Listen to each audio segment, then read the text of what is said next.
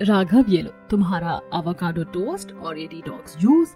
सुबह की हेल्दी शुरुआत जरूरी है। अरे वाह शिल्पा, तुम तो पूरी न्यूट्रिशनिस्ट बन गई हो। बेटा, दिन कोई भी हो, ये तेरी प्रोटीन वाली डाइट कभी नहीं छूटती। मम्मी, आजकल मार्केट में कितने अनहेल्दी चीजें आ रही हैं, इसीलिए मैं सिर्फ प्रोटीन और न्यूट्रिशन वाला खाना ही बनाती हूँ। भाभी, ये पैकेट फूड भी तो खराब होता है। नहीं, अगर उसके बारे में सही से पढ़ो तो कुछ भी खराब नहीं होता। शिल्पा की रसोई में स्वाद से ज्यादा हेल्थ और स्टेटस की चमक नजर आती है। तेज धूप में छोटा सा आंगन तप रहा होता है।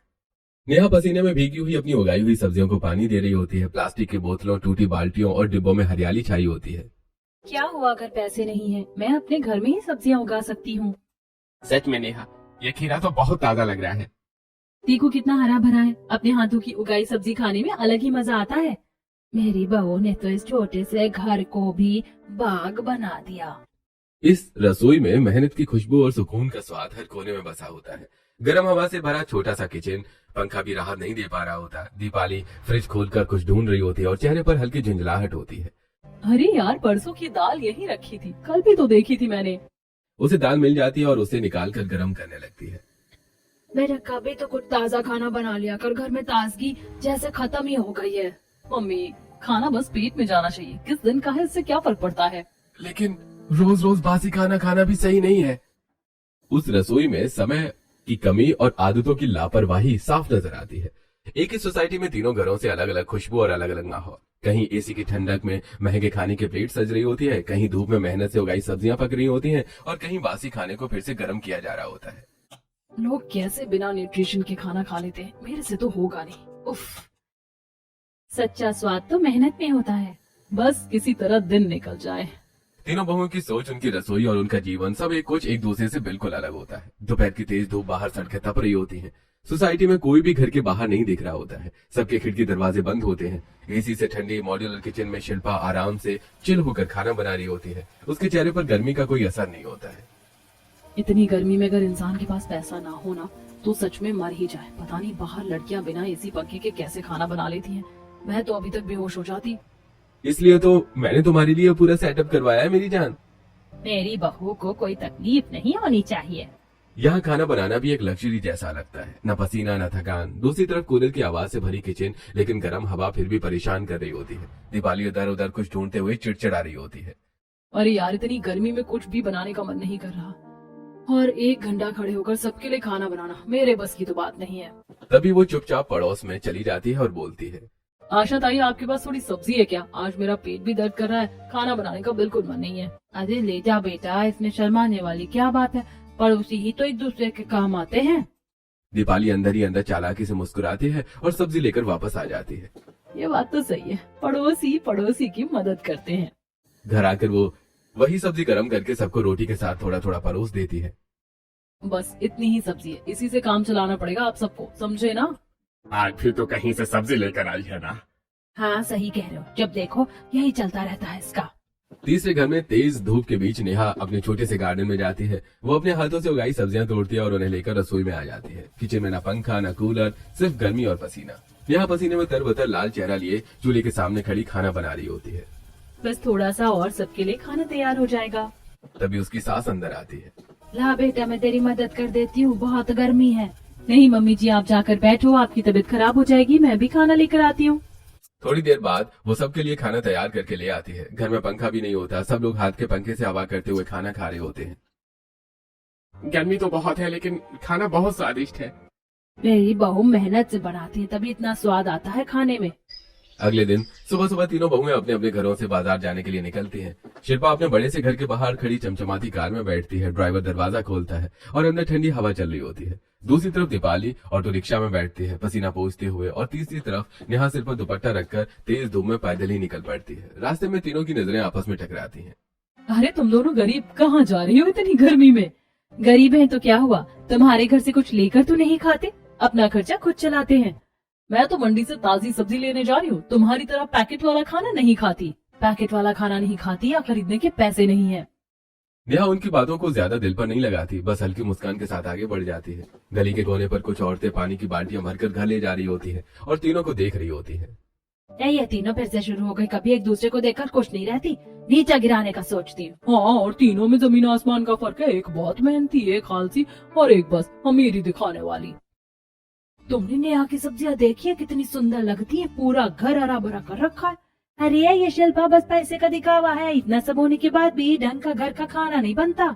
और वो दीपाली आधे टाइम तो दूसरों से सब्जी मांगती रहती है, खुद कुछ नहीं बनाती। शिल्पा कार में बैठकर हेडफोन लगाकर मस्ती से निकल जाती है।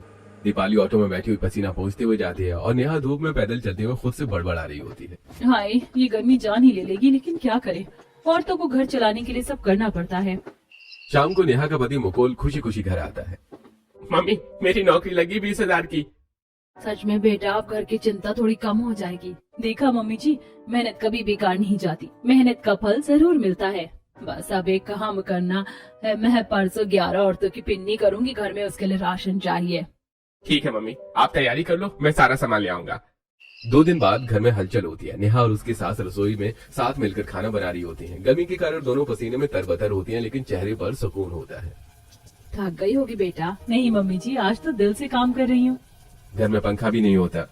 औरतें हाथ के पंखों से हवा करते हुए बैठी होती हैं। नेहा सबको प्यार से खाना परोसती है। खाना खाते ही सभी औरतें तारीफ करने लगती हैं। वाह, क्या स्वाद है, इतनी गर्मी में भी इतना अच्छा खाना, सच में कमाल है। खाने के बाद सभी औरतें नेहा के छोटे से गार्डन में खड़ी होती हैं और उसकी क्रिएटिविटी देखकर हैरान रह जाती हैं। कहीं खाली डिब्बों में सब्जियां लगी होती हैं, कहीं दीवारों पर बेलें डिजाइन बनाकर चढ़ रही होती हैं और छज्जे से छोटे छोटे पौधे लटक रहे होते हैं। अरे इतना सुंदर गार्डन कोई सोच भी नहीं सकता, और इतनी अच्छी सब्जियां उगेंगी। इतनी मेहनती बहू और कितनी क्रिएटिव भी है। इसे देखकर तो हमने भी घर में सब्जियां उगानी शुरू कर दी। मेरी बहू बहुत समझदार है, हर चीज का जुगाड़ है इसके पास। तभी शिल्पा और दीपाली भी वहां खड़ी होती हैं। सभी औरतों को नेहा की तारीफ करते देखकर उनके चेहरे पर जलन साफ दिखती है। इसमें भी ऐसा क्या खास है, गरीब है तो ये सब तो करेगी ही। कर तो मैं भी लूं, लेकिन इतनी गर्मी में मुझे बहुत आलस आता है। सुबह से ही शिल्पा बड़े मॉल में घूम रही होती है। हर शेल्फ से ब्रांडेड और पैकेट वाला सामान उठाती जा रही होती है। Imported sausage, ready to cook items, frozen snacks. आज मैं ये नई डिश ट्राई करूंगी, देखना कितनी बढ़िया बनेगी। लेकिन घर में जब भी वो खुद खाना बनाती है स्वाद वैसा नहीं आता और घर वाले अक्सर परेशान हो जाते हैं। पता नहीं इतने महंगे सामान के बाद भी खाना इतना फीका कैसे बनता है। अरे छोड़ो मम्मी, कम से कम इसने ट्राई तो किया। घर में शिल्पा के सास ससुर की एनिवर्सरी होती है। पूरे घर में लाइट्स चमक रही हैं और पड़ोस के सभी लोग आमंत्रित हैं। रसोई में 3-3 शेफ काम कर रहे होते हैं। गैस पर कई तरह के व्यंजन बन रहे हैं। खुशबू पूरे घर में फैल रही होती है। बाहर छोटे छोटे डाइनिंग टेबल पर 4-4 लोगों के ग्रुप बैठकर बातें कर रहे होते हैं। शिल्पा रसोई में एसी की ठंडी हवा में खड़ी होकर बस आदेश दे रही होती है, खुद हाथ भी नहीं लगा रही होती है। तुम इसमें थोड़ा सोया सॉस डालो और प्रेजेंटेशन भी क्लासी होनी चाहिए। जो लिस्ट दी थी ना, उसी के हिसाब से सीजनिंग डालना, टेस्ट परफेक्ट चाहिए। शिल्पा खुद आराम से खड़ी होकर सिर्फ गाइड कर रही होती है, जबकि सारा काम शेफ कर रहे होते हैं। जैसे ही ताजा ताजा खाना बनकर गेस्ट के पास पहुंचता है, सभी औरतें खुश होकर बातें करने लगती हैं। पैसा हो तो इतना हो, बहू को खाना बनाने की जरूरत ही नहीं, बस हुक्म देने का काम है। ऐसा ही कहा बहन, जब पैसा होता है ना तो इंसान ऐसे ही खर्च करता है। वाह, शेफ के हाथ का खाना कितना टेस्टी है। हम भी थोड़े अमीर होते तो अपने घर में शेफ रख लेते। कम से कम इतनी गर्मी में खाना बनाने से छुटकारा तो मिल जाता है। हमारी जिंदगी तो बस रसोई में ही गुजर जाती है, पसीने में तरबतर। और ऊपर से घर वाले तो तुरंत बोल देते हैं कि खाना अच्छा नहीं बना। उन्हें जरा भी अंदाजा नहीं होता कि गर्मी में कितनी मेहनत लगती है। शिल्पा के ससुर और बाकी परिवार वाले भी गेस्ट के साथ बैठे होते हैं। खाना सबको बहुत पसंद आता है, लेकिन अंदर ही अंदर सब जानते हैं कि ये स्वाद शिल्पा का नहीं, शेफ का है। देखा, जब खुद बनाती है तो कोई नहीं खाता, और आज सब तारीफ कर रहे हैं क्योंकि आज मेहनत किसी और की है मम्मी। दूसरी ओर दोपहर की गर्मी, किचन में कूलर चल रहा होता है, लेकिन दीपाली सोफे पर मोबाइल चलाती हुई लेटी होती है। रसोई में बासी दाल रखी होती है और गैस ठंडी पड़ी होती है। आज फिर कुछ बनाने का मन नहीं है, चलो कुछ ऑर्डर ही कर लेती हूँ।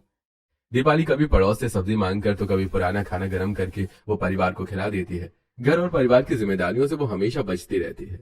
बेटा, थोड़ा घर पर भी ध्यान रख, हर वक्त ऐसे नहीं चलता हमारे, बाद ये घर कैसे चलेगा। मम्मी, आप भी ना, सब चल रहा है, टेंशन क्यों लेती हो, आगे भी सब चलता ही जाएगा। उसका पति आयुष भी अपनी आदतों में उलझा रहता है, लेकिन दीपाली कभी उसे संभालने या संभालने की कोशिश नहीं करती। उनका बच्चा बाहर खेलता रहता है और उसे घर बुलाने की भी उसे फिक्र नहीं होती। उसी समय पार्क में शिल्पा का बेटा बाकी बच्चों के साथ खेल रहा होता है। कुछ बच्चे उसे घेरकर उसका मजाक उड़ाने लगते हैं। देखो देखो, अमीर घर का बच्चा आया है, इसे खेलना भी नहीं आता। तभी नेहा ये सब देख लेती है और तुरंत वहां पहुंचती है। ऐसे किसी को परेशान नहीं करते। अगर दोबारा इस बच्ची को तंग किया ना तो बहुत पिटाई करूंगी। बच्चे पहले तो उसे घेरने की कोशिश करते हैं, लेकिन नेहा के आगे डरकर भाग जाते हैं। Thank you so much aunty. बेटा तुम्हें खुद के लिए खड़ा होना चाहिए, डरना नहीं चाहिए। आंटी मैं डर गया था, वो सब एक साथ थे। कोई बात नहीं, अगली बार हिम्मत से काम लेना। घर जाकर बच्चा सारी बात शिल्पा को बताता है। क्या नेहा ने तुम्हें बचाया? पहली बार शिल्पा के मन में नेहा के लिए सम्मान और उसकी सोच के लिए थोड़ी नरमी आती है। अगर आज उसने मेरे बच्चे को नहीं बचाया होता तो पता नहीं क्या हो जाता। कुछ दिन बाद दीपाली के बेटे का बर्थडे होता है। घर में छोटी सी पार्टी रखी जाती है। आसपास के लोग भी और बच्चे भी आते हैं। अरे यार, इतने लोगों का खाना मैं अकेले कैसे बनाऊंगी? मेरे बस की नहीं है इतनी गर्मी में। वो रसोई में सिर्फ दिखावा करती है और सारा खाना बाहर से मंगवा लेती है, लेकिन आलस के कारण वो खाना फ्रिज में भी नहीं रखती। शाम तक गर्मी के कारण खाना सारा खराब हो जाता है और वही खाना मेहमानों को परोस दिया जाता है। अरे कमला जी, आपकी बहू कितनी आलसी है। मेहमानों को कम से कम अच्छा खाना तो खिला देती, बासी खाना महक रहा है। रोज तो कहीं ना कहीं से मांग कर खाती है, लेकिन आज तो इसके बेटे का जन्मदिन था। बहन जी बहुत गर्मी है ना, इसीलिए ऐसा हो गया। आपसे अच्छी तो नेहा है, उसके घर में फ्रिज नहीं है फिर भी ताजा खाना बनाकर खिलाया था। बच्चे भी खाना खाकर मुंह बनाने लगते हैं।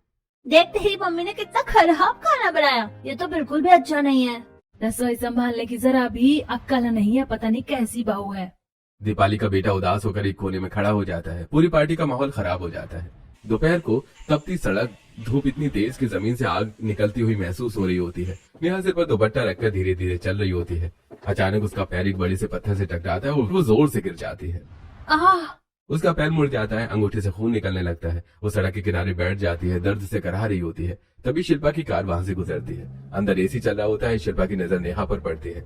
ये यहाँ क्या कर रही है? तभी उसे याद आता है जब नेहा ने उसके बेटे को बचाया था। शिल्पा तुरंत गाड़ी रुकवाती है और नीचे उतरती है। नेहा क्या हुआ? कुछ नहीं, बस ठोकर लग गई। शिल्पा उसे सहारा देकर उठाती है और अपनी गाड़ी में बिठाती है। चलो मैं तुम्हें घर छोड़ देती हूँ। दोनों के बीच हल्की खामोशी होती है, लेकिन दिल में एक दूसरे के लिए नरमी आ चुकी होती है। अगले दिन तीनों बहुएं फिर आमने सामने आ जाती हैं। कुछ लोग तो बस दिखावा ही करते हैं। कम से कम मैं तुम्हारी तरह दूसरों के भरोसे नहीं रहती। दोनों आपस में बहस करने लगती हैं, लेकिन नेहा चुप रहती है। छोड़ो, हर किसी की अपनी जिंदगी है। स्कूल में नेहा का बेटा अपना टिफिन खोलता है। उसमें ताजी ऑर्गेनिक सब्जियां और ताजी रोटी होती है। वाह, आपकी मम्मी बहुत अच्छा काम कर रही है, इतनी हेल्दी ऑर्गेनिक सब्जियां खिलाती है। वाह, ये मेरी मम्मी ने उगाई है। वो गर्व से मुस्कुराता है। अगले दिन टीवी पर न्यूज चल रही होती है। इस बार गर्मी का तापमान 50 डिग्री तक पहुंच सकता है। जरूरत हो तभी घर से बाहर निकले। शिल्पा के घर में 3-3 एसी चल रहे होते हैं। हाय कितनी गर्मी है, ये तो जान लेकर ही रहेगी। भाभी सारे एसी चला दो, सारे खिड़की दरवाजे बंद कर दो, गर्मी अंदर नहीं आनी चाहिए। दीपाली के यहाँ एक ही कमरे में एसी चल रहा होता है। पूरा परिवार वहीं जमा होता है। कूलर भी चला लो और एसी का बिल बाद में देखेंगे। अरे सही कह रही हो, सब यहीं सो जाओ। बेटा यहीं सो जा, बाहर तो पागल हो जाएंगे गर्मी में, और आज खाना बाहर से मंगा लेते हैं। तुझे तो बस बहाना चाहिए काम से बचने का, मुझे गर्मी से मरना नहीं है। नेहा के छोटे से गार्डन में सब्जियां गर्मी से मुरझाने लगती हैं। मम्मी जी सब्जियां सूख रही हैं, मेरी गुल्लक में कुछ पैसे हैं, चल मंडी से ले आते हैं। दोनों धूप में मंडी जाते हैं और सब्जियां लेकर वापस आते हैं। दोनों पसीने में भीगी होती हैं। घर पहुंचते ही विमला चक्कर खाकर खाट पर गिर जाती है। ये गर्मी जान ले लेगी। हम गरीबों की गर्मी कैसे कटेगी? नेहा तुरंत रसोई में जाती है और शिकंजी बनाकर लाती है। मम्मी ये पी लो, आपको ताकत मिलेगी। विमला धीरे धीरे शिकंजी पीती है। गरीब है तो क्या हुआ, जुगाड़ तो हमारे पास बहुत है। दोपहर की चिलचिलाती धूप, सड़कें तप रही होती हैं। पानी के टैंकर के पास लंबी लाइन लगी होती है। औरतें बाल्टियां लेकर खड़ी हैं। चेहरों पर थकान साफ नजर आ रही होती है। नेहा भी उसी लाइन में खड़ी होती है, सिर पर दुपट्टा, चेहरे पर पसीना। काश घर में एक टंकी होती तो रोज रोज ये पानी भरने का झंझट खत्म हो जाता। सर्दियों में तो सब ठीक लगता है, लेकिन गर्मियों में हालत खराब हो जाती है। बड़ी मुश्किल से वो पानी से भरी बाल्टी उठाती है और धीरे धीरे घर की ओर चल पड़ती है। दूसरी तरफ दीपाली के घर में समरसेबल चल रहा होता है। पाइप से पानी भर भर कर बाल्टियां भरी जा रही होती हैं। उफ, बाल्टी तो बहुत भारी है, लेकिन चलो, खाना तो मुझे वैसे भी नहीं बनाना होता। वो हंसते हुए बाल्टी रख देती है। बिना ज्यादा मेहनत के पानी मिल जाता है। शिल्पा अपने मॉड्यूलर किचन में खड़ी एक्वागार्ड से पानी की बोतल भर रही होती है। हाय, इसमें भी इतना गर्म पानी आ रहा है, लग रहा है जैसे किसी ने उबाल कर डाल दिया हो। वो सारी बोतलें फ्रिज में रख देती है। उफ, ये गर्मी। अगले दिन शिल्पा कार से बाजार में उतरती है, तभी उसकी नजर फुटपाथ पर बैठी नेहा पर पड़ती है, जो गन्ने का जूस पी रही होती है। आज तो हिम्मत ही नहीं हो रही इस गर्मी में घर जाने की। शिल्पा गाड़ी में बैठी उसे देखती है। गरीब इंसान भी कितना मजबूर होता है। अगले दिन शिल्पा सोफे पर एसी में बैठी होती है। मैं तो ऑनलाइन ऑर्डर कर देती हूँ, मेरी हिम्मत नहीं इतनी धूप में बाहर जाना। एसी में बैठकर भी जाऊं, फिर भी उतरकर सामान लेना पड़े, नहीं जाना मुझे। वो फोन से सब्जियां ऑनलाइन ऑर्डर कर देती है।